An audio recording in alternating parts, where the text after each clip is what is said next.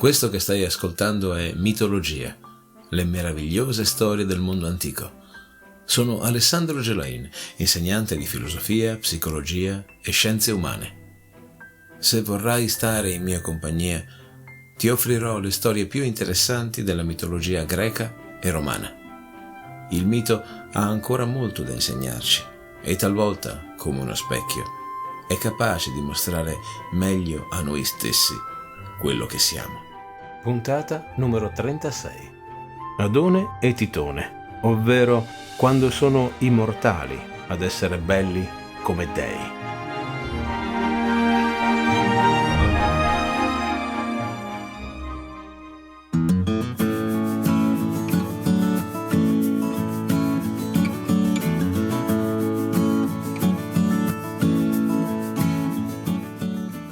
Adone. La nostra storia inizia sull'isola di Cipro.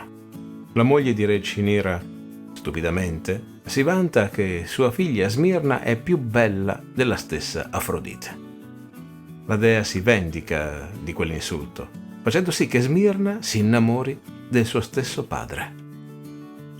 Questa indotta smania spinge l'innocente giovane ad infilarsi per 12 volte nel letto del padre nel buio della notte, dopo averlo reso così ubriaco da non capire quello che gli sta accadendo. Ma l'ultima notte, curioso sulla sua dolce compagna di giochi, improvvisamente Cinira ne illumina il volto, scoprendo la terribile verità. La giovane è proprio sua figlia.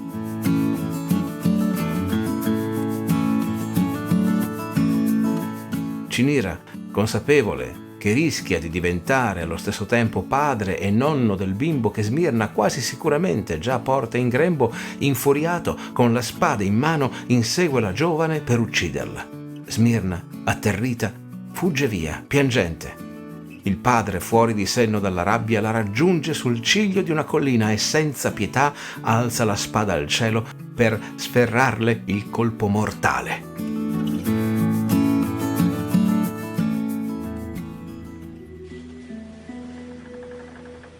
In gran fretta Afrodite, pentita di aver punito la figlia per colpa della vanità della madre, trasforma Smirna, mentre l'arma di Cinira è ancora in volo, in un albero di mirra, e le sue lacrime in quella resina che ancora oggi quella pianta produce e che serve per addolcire il vino e per guarire da diversi malanni, oltre che per l'imbalsamazione.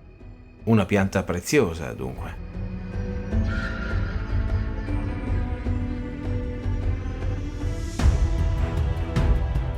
Il gran fendente vibrato da re Cinira dunque si abbatte sulla pianta lacrimosa, aprendone il tronco in due. Stupito dell'accaduto, il re abbandona confuso la collina, ignorando che di lì a pochi mesi, da quella fenditura, nascerà il piccolo Adone.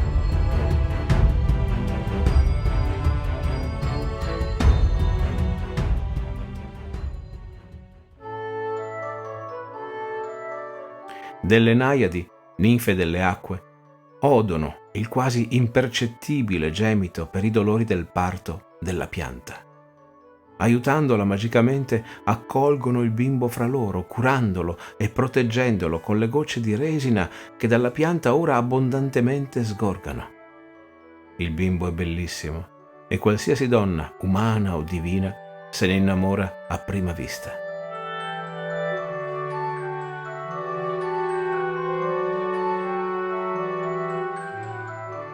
Afrodite, che è compagna di Ares, il dio della guerra, invaghitasi pure lei del piccolo e che sa già che vorrà giacersi con lui, si impossessa di Adone e lo chiude in una arca, un cofano.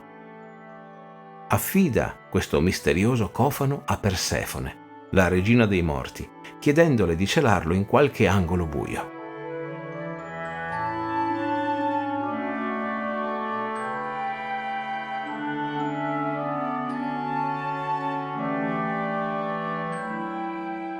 Persefone, mossa dalla curiosità, apre la scatola e vi trova dentro Adone. Il fanciullo cresciuto è così bello che la regina del mondo dei morti lo porta con sé nel suo palazzo. Afrodite, informata della mossa di Persefone, subito scende nel Tartaro per reclamare Adone. E quando la moglie di Ade gli risponde stizzita che non vuole cederglielo perché ne ha già fatto il suo amante, l'infuriata Afrodite si appella direttamente a Zeus.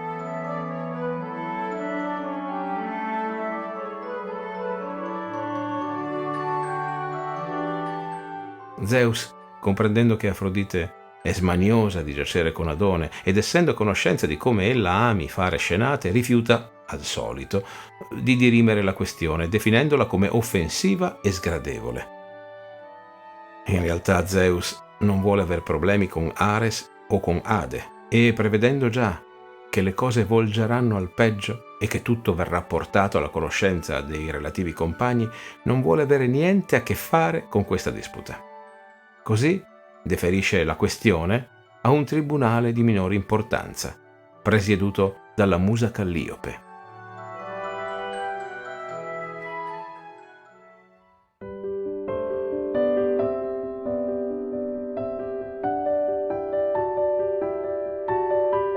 Il verdetto di Calliope pare portare una giusta pace fra le contendenti e il giovane diviso. Persefone e Afrodite hanno uguali diritti su Adone, poiché Afrodite l'ha salvato nel momento in cui poteva morire e Persefone l'ha salvato in seguito, aprendo il cofano. Tuttavia, dichiara a voce alta Calliope, bisogna concedere al giovane una breve vacanza annuale, affinché non debba sempre soggiacere alle amorose pretese delle due dee. Calliope divide dunque l'anno in 3 parti uguali. Adone trascorrerà la prima in compagnia di Persefone, la seconda in compagnia di Afrodite e la terza in beata solitudine, da solo.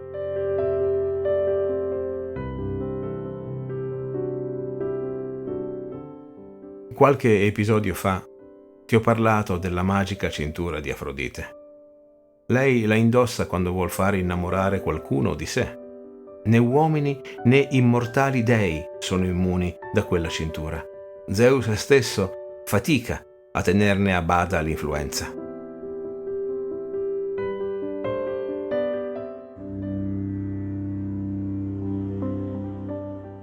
Usando quella cintura, Afrodite si comporta slealmente.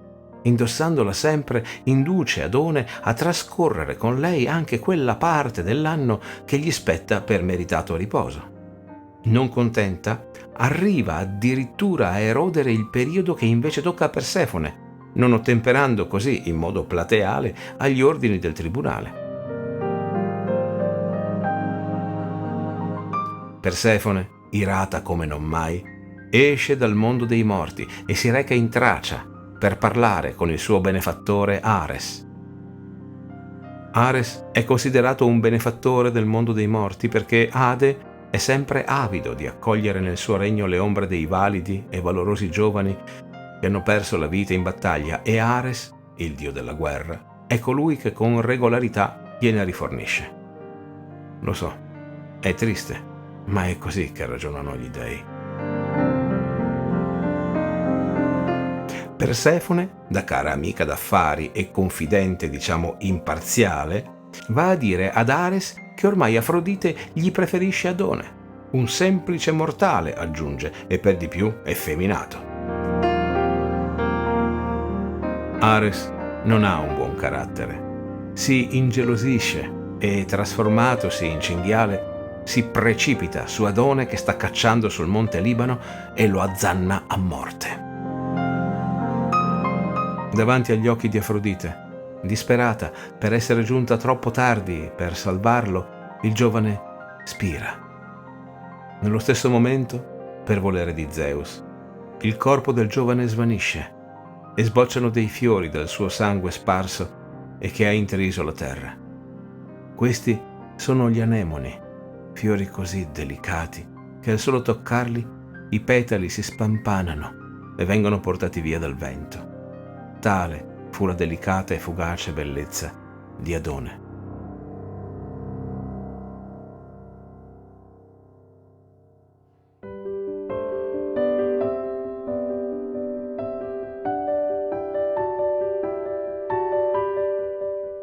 Afrodite, giunta in volo sui suoi cigni nell'accorrere in aiuto di Adone, si è graffiata le affusolate gambe in un roveto. Dalle gocce di sangue perse dalla dea dell'amore nascono le prime rose rosse. Afrodite in lacrime si reca da Zeus.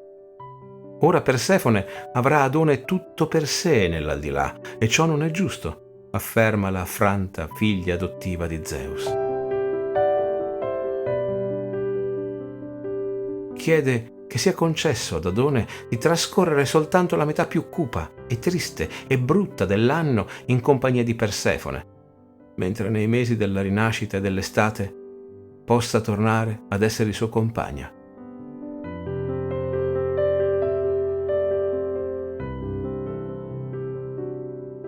Zeus magnanimamente acconsente.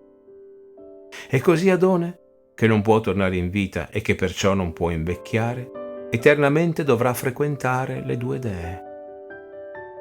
Da come l'ho raccontato, pur trattandosi di due divinità bellissime, quasi non sembra un lieto fine, vero? Perdonami. Vediamo se va meglio a un principe di Troia, il bellissimo Titone.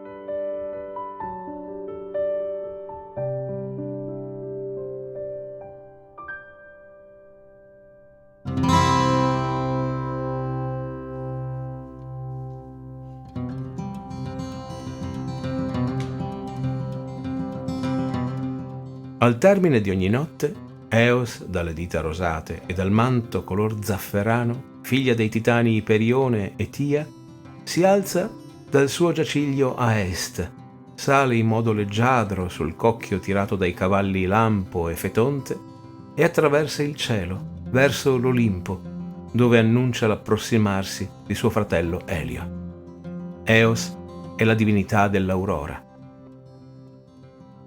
Abbiamo visto come Ares, l'iracondo, si sia infuriato per il tradimento di Afrodite.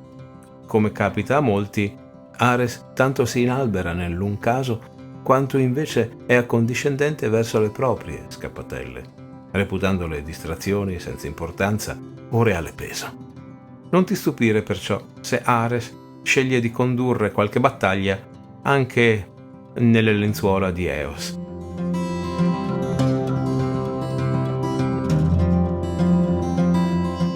Afrodite, scoprendo la tresca, si irrita così tanto che decide di punire Eos condannandola ad ardere di un desiderio mai sazio per i giovani mortali. Subito Eos comincia perciò segretamente e senza dare troppo nell'occhio per la vergogna ad abbandonarsi agli abbracci di questo e di quello. Si lascia facilmente sedurre da Orione, arrivando, dicono alcuni, a sposarlo. Si congiunge poi, dopo essere riuscita a fargli abbandonare la moglie, a Cefalo, cui il re di Tirinto donerà l'isola che conosciamo come Cefalonia.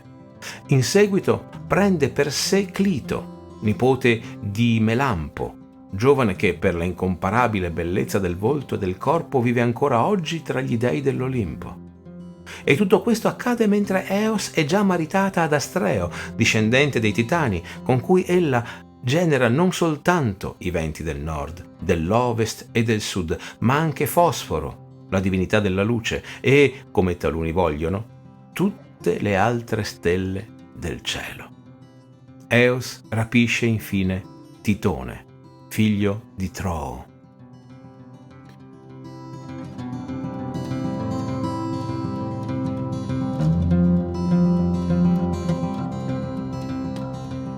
Quando Zeus le rapisce il giovanissimo pastorello Ganimede, sottraendolo al suo ardore, Eos si innamora di Titone, principe di Troia, e lo rende suo amante. L'amore che Eos prova per il bel giovane la sconvolge, come pure prende tutta l'anima di Titone, veramente innamorato della dea e non solo suo schiavo. I due si amano sinceramente ed intessono un rapporto che entrambi sperano non abbia a finire mai. Eos, infatti, non vuol nient'altro se non giacersi con il suo amato Titone per l'eternità. Non vede nessun altro uomo, non desidera abbracci di altri se non i suoi. Titone potrebbe rappresentare per lei la salvezza da quel comportamento da predatrice che la comanda ad ogni ora del giorno e della notte. Eos si presenta arrabbiata al consesso degli dei dell'Olimpo e, indicando Ganimede che era suo, chiede a Zeus di ripagarla dell'amor perduto. Eos finge di essere arrabbiata in effetti. Crede così di poter muovere a pietà Zeus e di ottenere da lui una grazia. Zeus, che non ama mettere in piazza certi affari, acconsente a donare ad Eos questa grazia, basta che la fastidiosa scenata abbia termine. Eos supplica di rendere Titone immortale per poterlo amare per sempre e Zeus acconsente. La dea, presa dalla passione e dal desiderio, corre veloce da Titone e si abbandona ai suoi baci. Mentre lui le sussurra all'orecchio che finalmente la potrà amare per l'eternità, Eos realizza di aver commesso un gravissimo errore.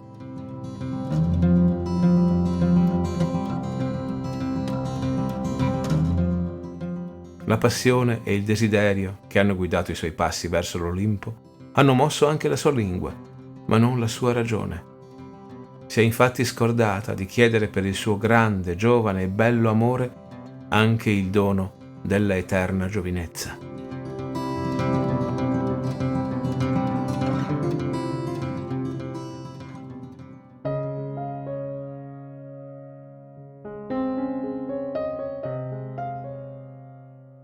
La dea è immortale e la sua bellezza non svanirà mai, come ancor oggi noi possiamo ben trovar prova alle prime luci del mattino. Ma Titone no, e agli occhi degli dei immortali la breve vita dell'uomo passa in un soffio, ma non quella di Titone. Titone da giovane e aitante diviene presto ogni giorno più vecchio, canuto e grinzoso. La sua voce si fa sottile e stridula. Eos, che guardava con occhi d'amore il suo bel principe di Troia, ora rabbrividisce al solo pensiero di avvicinarsi a quel corpo grinzoso e fragile. Alla fine, stanca di badare a lui, lo rinchiude nella sua stanza da letto, senza farlo più uscire. Titone, abbandonato, rimpicciolisce sempre di più e la sua voce è ormai irriconoscibile, diviene uno stridio quasi fastidioso. Diventato infine piccolissimo, riesce a fuggire dalla stanza da letto, ma, innamorato di Eos, continua ancor oggi a cantare l'amore per la sua bella amante le mattine d'estate, a partire dalle prime luci che scaldano l'aria e per tutto il giorno, trasformato in cicala.